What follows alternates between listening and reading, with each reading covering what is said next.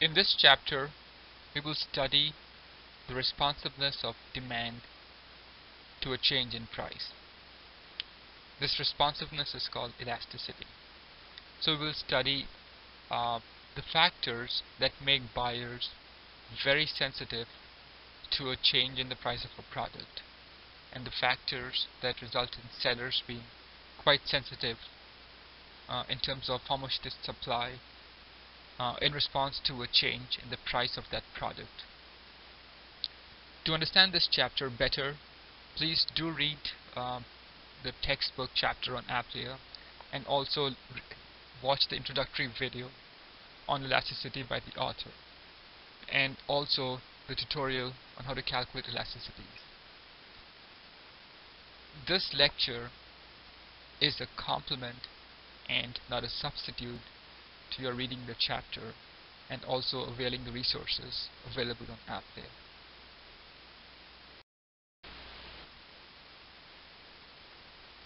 To motivate the discussion of factors affecting elasticity of demand, let's just look at some examples and certain categories or factors that affect elasticity of demand. As a first comparison group, look at Rice Krispies versus sunscreen.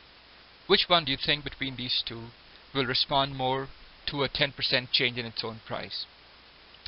Did you pick Rice Krispies? The reason is that Rice Krispies have several close substitutes available. For a 10% increase in the price of Rice Krispies, buyers may buy something else. On the other hand, sunscreens are there's no close substitute for sunscreens. You need to have them. So if price of sunscreen goes up by 10%, its quantity will not respond a whole lot to a change in this price. It may fall, but not by, but only marginally. Insulin versus Caribbean cruises. Did you pick the cruise? The reason is that Caribbean cruise is a luxury item. On the other hand, insulin is a life-saving drug. Even if price of insulin goes up by 10%, buyers will not demand or change their demand by a whole lot. They will still buy insulin. On the other hand, Caribbean cruises, well, if its price goes up by more than 10% or by 10%, people may switch to something else. Blue jeans versus clothing. Did you pick blue jeans? Elasticity depends on how broadly we define a product. If we define a product fairly narrowly, like blue jeans, it will have substitutes available. On the other hand, clothing is a fairly broad category. So if a good is defined fairly narrowly, its demand will respond aggressively to a change in its own price. For the same good, elasticity can depend on the time horizon that buyers have available to make decisions. Short run is considered the time frame on impact of a change in the price of gasoline. And long run is the time when buyers have adjusted their behavior. Suppose the price of gasoline goes up. On impact, not a whole lot will change. You may probably demand less gasoline, but not a whole lot less. Over time though, you may change the way you drive your car. You may buy more energy efficient cars. You may carpool more often, take fewer trips, plan your trips better, use public transportation. All these things will result in a greater influence of price on the quantity demanded of gasoline in the long run.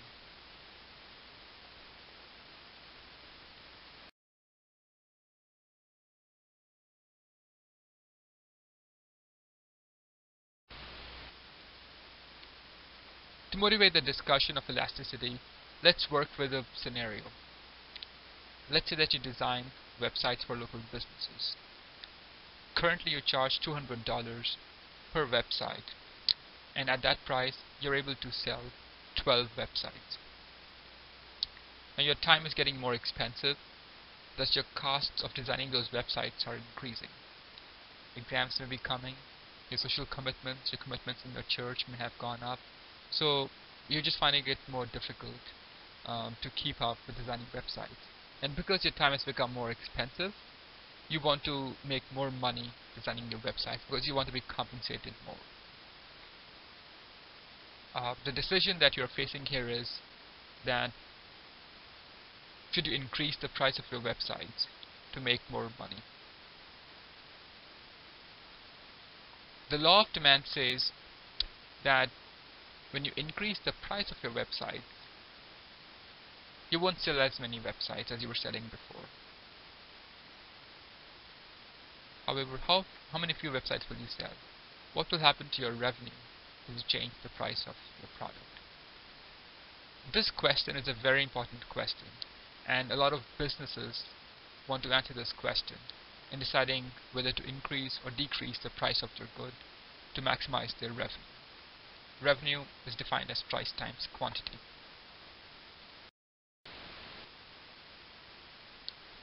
So suppose this is the information on the demand curve for your websites.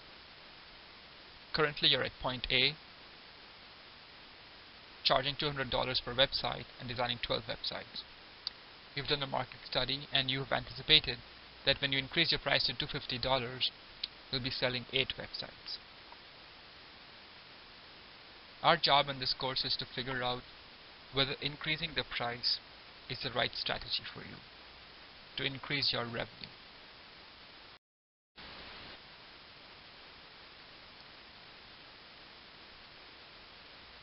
Elasticity of demand is defined as the percentage change in quantity over the percent change in price.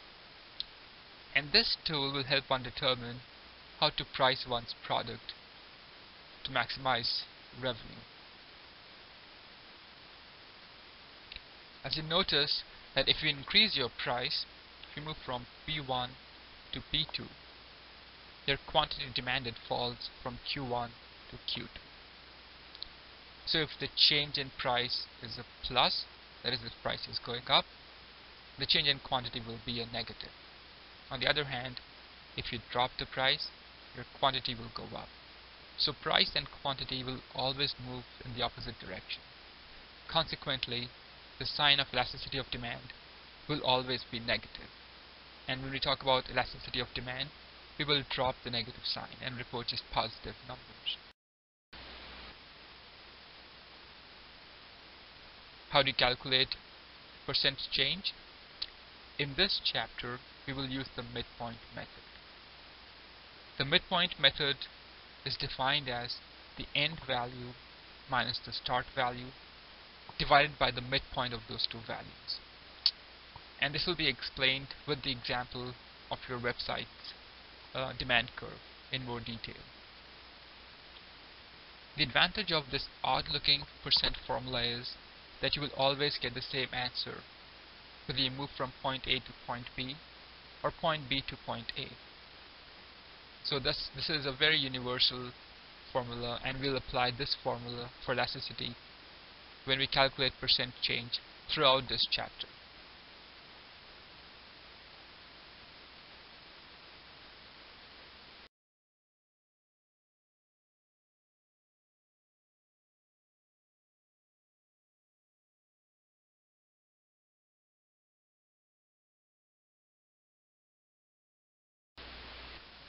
So let's apply the formula learned before in calculating elasticity of demand for your websites.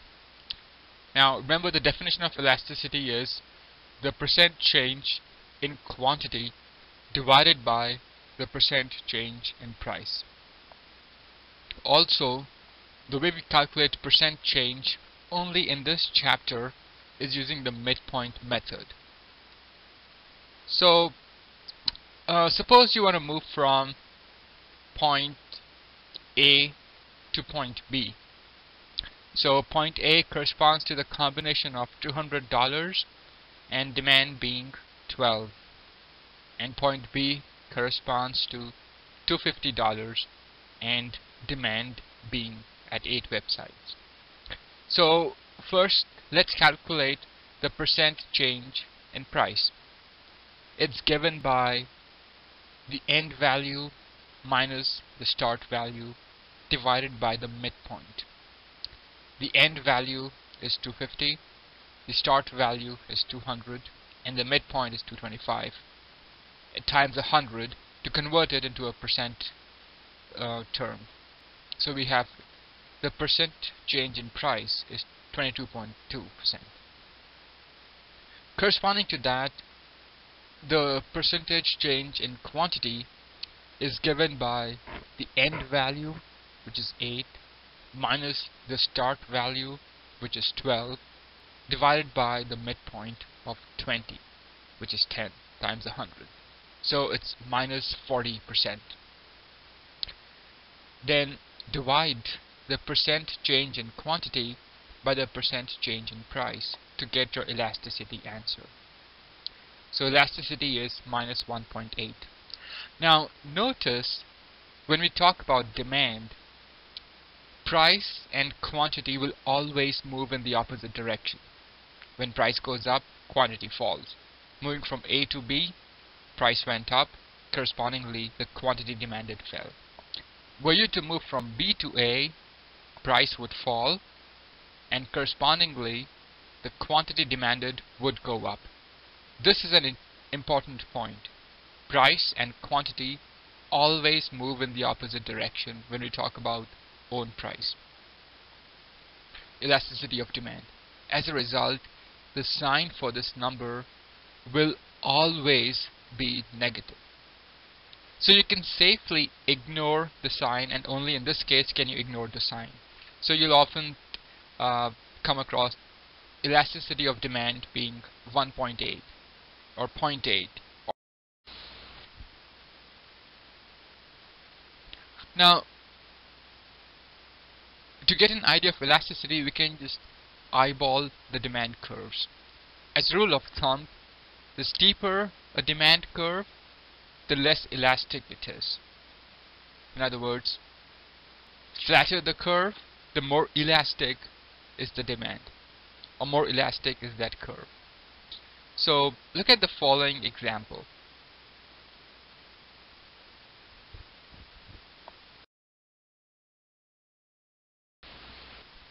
In this graph we have three demand curves, D1, D2 and D3. Which one is the steepest? It's D1. Thus D1 is the most inelastic or the least elastic. D3 is the most elastic. So for a 10% change in price,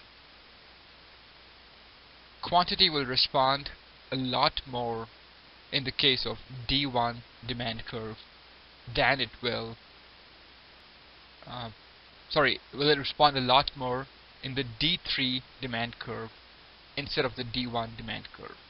Remember, elasticity measures the responsiveness. Flatter the curve, the more elastic it is.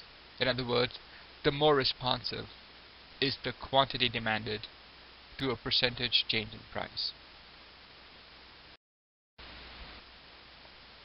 Let's go back to our original problem.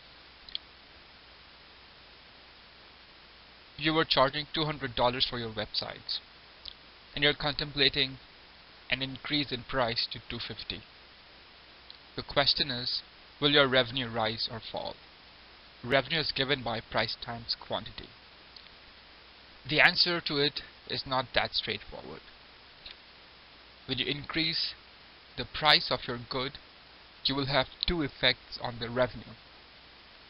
First, higher price means more revenue on each unit you sell.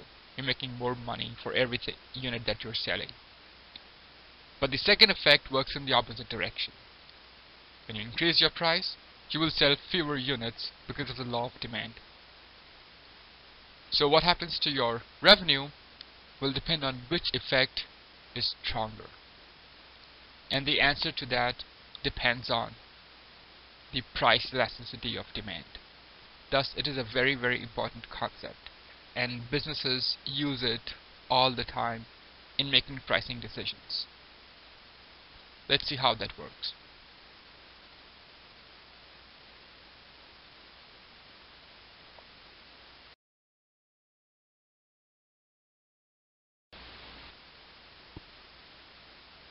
So just to recap, elasticity is given by the percent change in quantity divided by the percent change in price. Revenue is price times quantity. If demand is elastic, then the number or the value of elasticity will be greater than 1. 1 is the cutoff. Suppose in our previous example, elasticity was 1.8. What this tells us is that for a 10% change in price, the quantity will change by 18%. Or for a 1% change in price, the quantity will change by 1.8%. Okay? So when demand is elastic, the magnitude of elasticity will be greater than 1. So doing some algebra and moving terms around, we can see that for elastic demand, the percent change in quantity is greater than the percent change in price. In other words, the fall in revenue from lower quantity will be greater than the increase in revenue from higher price. So revenue will fall. Let me repeat. When demand is elastic, quantity responds a lot more than does the price. So for a 10% change in price, your quantity will change by more than 10%. So suppose elasticity is 1.8. It means if you increase your price by 10%, your quantity demanded will fall by 18%, resulting in a loss in revenue for you.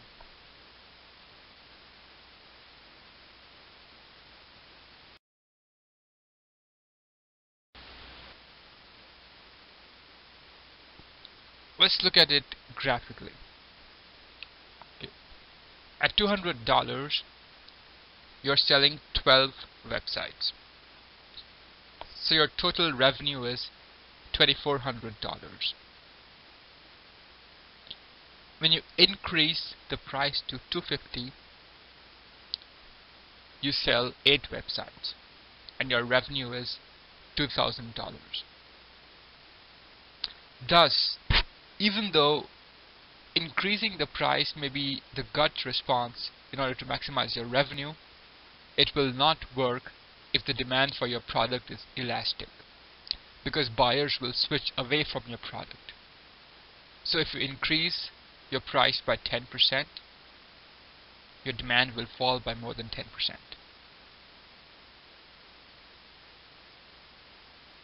So you lose more revenue than you gain from higher price.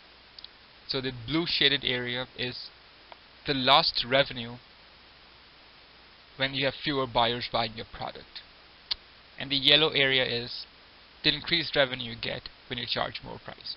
And as you can see, the lost revenue far outweighs the increase in revenue from a higher price.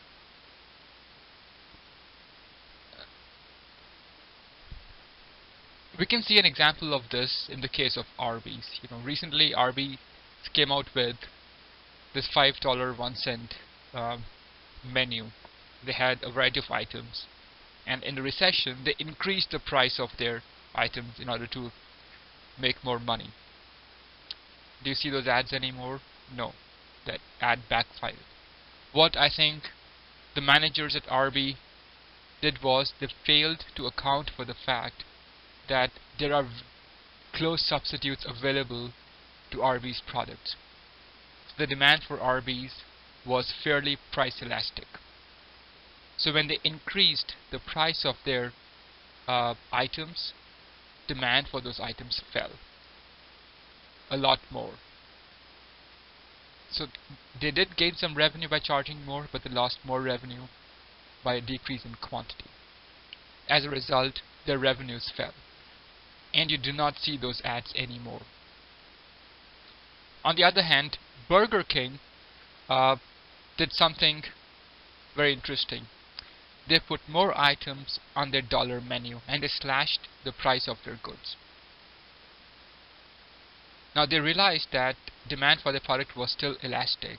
So if they cut the price by 10%, demand for their burgers or their items will go up by more than 10%. And this resulted in an increase in revenue for Burger King. So we see two fast food joints both trying to maximize their revenue. One factored elasticity in its decision making, Burger King, and resulted in making more money. The other one thought they can go their own way without considering what the elasticity of their product was, and eventually they had to scrap that $5 menu, and you don't see that advertised anymore.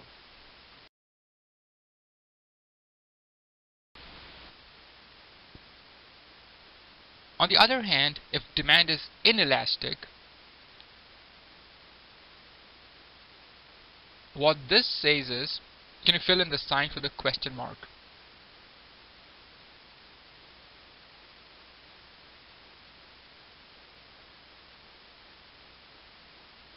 What do you get? For an inelastic demand, the percent change in quantity is less than the percent change in price. In other words, if you increase your price by 10%, the quantity demanded for your product will fall, but by less than 10%.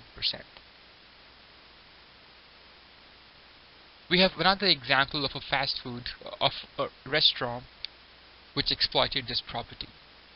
Panera Bread. During the recession, Panera Bread were one of the few outlets that actually increased the price of their sandwiches. They realized that the demand for their sandwiches was fairly inelastic. The folks who eat at Panera Bread are after the certain quality aspects of their sandwiches. So they will be, when they increase the price, yes, quantity will fall, but it will not fall by as much. And that's what happened. Suppose the demand for Panera Bread was 0.8%. If Panera Bread increases the price of their sandwiches by 10%, then the demand for the sandwiches will fall, but only by 8%. As a result, there will be, and they did, increase their revenue by increasing the price. So as you can see, elasticity is a very, very powerful tool, and just in the past year we have seen examples of restaurants making good and making bad decisions when they failed to factor in the elasticity of demand for their products.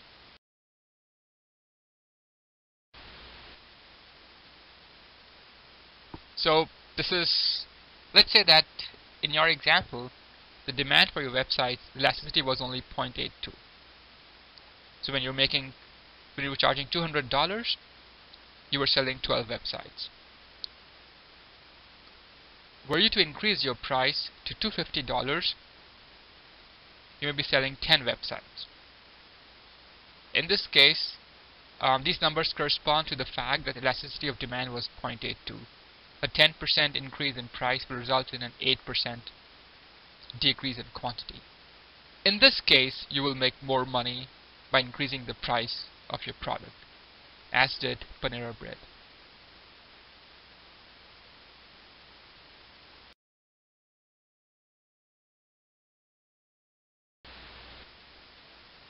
So, consider this following thought experiment. Pharmacies raise the price of insulin by 10%. Does total expenditure on insulin rise or fall? To answer this, you have to first determine if insulin or demand for insulin is elastic or inelastic. Demand for insulin is fairly inelastic. So when price of insulin goes up by 10%, the quantity will fall, but by much less than 10%. In fact, it may not even fall at all. So revenues will rise.